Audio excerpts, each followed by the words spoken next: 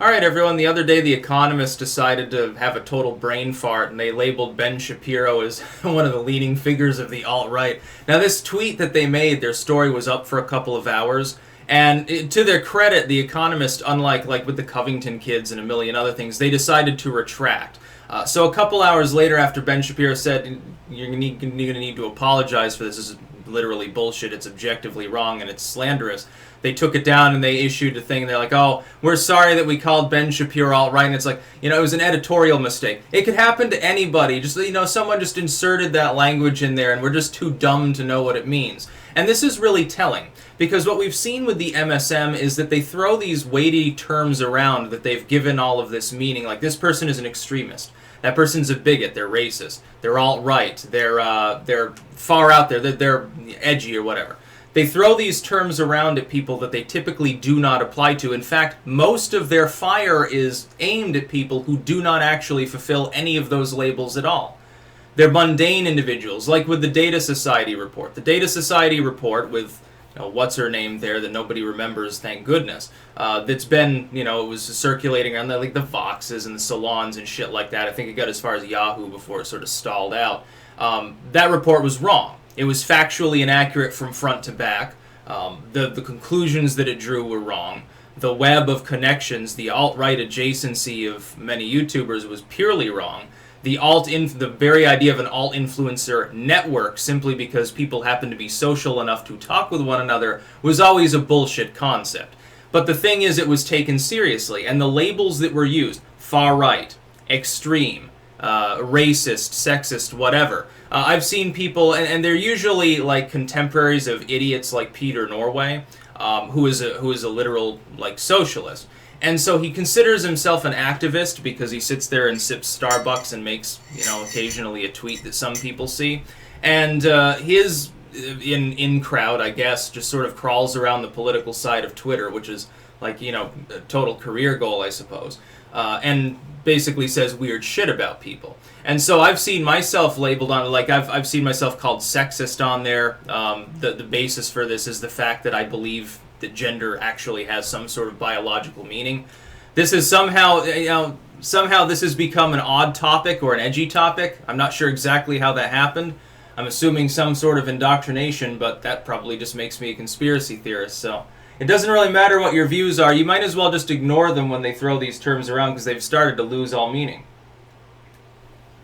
I warned 4 years ago, I think 3 or 4 years ago, that they should stop overusing the term racist because they had started to strip it of its negative connotation. Before, it meant something. It was this person is habitually negative towards people of another race or all other races. Maybe they're violent. There's a level of intolerance there. Now racist means I don't even know. It means basically anything under the sun. You happen to be the wrong race, therefore you are intrinsically racist. All white people have internalized racism is a comment that's literally made by some of these people. I know that's not a mainstream, even left-wing view, but there are people that say that. And they tend to be very obsessive, and so what they're trying to do is shift the Overton window. The idea that Ben Shapiro could ever be alt-right is hilarious. By the alt-right standards, he's considered a sellout. He's considered a neoconservative, and he's considered an Israel firster, as they would term it.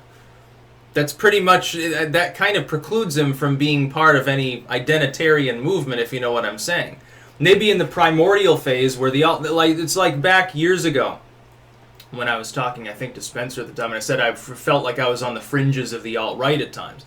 The reason I said that is because at the time, what that actually meant to most people who were familiar with the term was we're spreading memes against society, we're anti-establishmentarian, and we reject the sort of neoliberal status quo. The idea that we need to be world police, endless war, high taxes, people should feel guilty and shit for who they were born as, that all was rejected.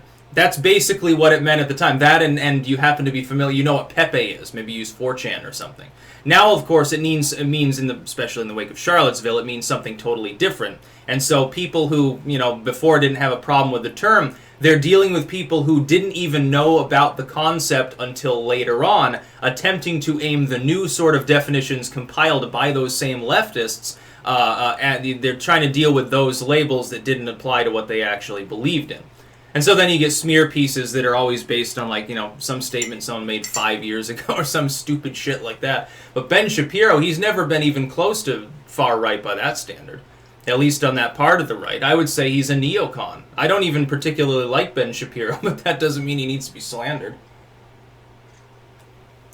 And just think, and I saw this being pointed out actually, just think of this. Ben Shapiro has a massive audience. He also has a lot of money. He's not just like, he's got a YouTube channel that does halfway decent. He's got his podcast, he's got his website, he's got everything. He's got his syndicated show. He's more like on Pacman's level or something. He's more like on Crowder's level. He's one of the heavy hitters. When he gets slandered, he has the ability, therefore, to fight back to some degree. Just imagine somebody who's smaller. They don't really have the ability to fight back. Like with the Data Society report, some of the people that were named on their list as being alt-influencer, extreme, alt-right adjacent, whatever the fuck they were trying to label them, don't have the kind of numbers necessary to fight back, except in the context of the fact that everyone else was fighting the report at the same time. I was sort of in the middle there, as far as my own size. I've got more relevancy, I think, at this point on alt-tech, like on a Minds or on a BitChute than I do in more mainstream culture, which I know is a totally different power dynamic as well as far as your ability to fight back. I think Dissenter does it best in many cases because then you can literally overlap it onto the report itself or something similar. But imagine a hit piece is against someone who's like, they've got a YouTube channel, they do half of, and a little website and stuff, maybe they get a podcast, but they can get totally dogpiled. They can get mass raided, they can get attacked, and it's not like with Ben Shapiro where he's got so much name recognition that you can't reasonably make the argument he's actually an extremist.